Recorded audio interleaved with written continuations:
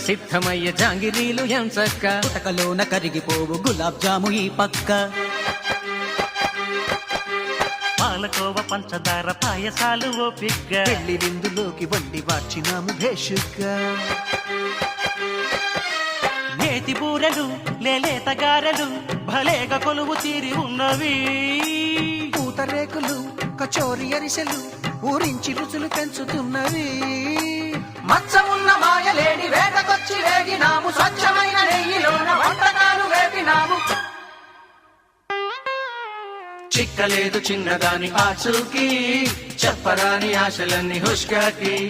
రుబ్బి రుబ్బి రుబ్బలేక హబ్బబ్బో బొబ్బలెక్కి చేతులన్నీ హోయబ్బో పిల్లవాడ దేవుడెరుగు బామర్ది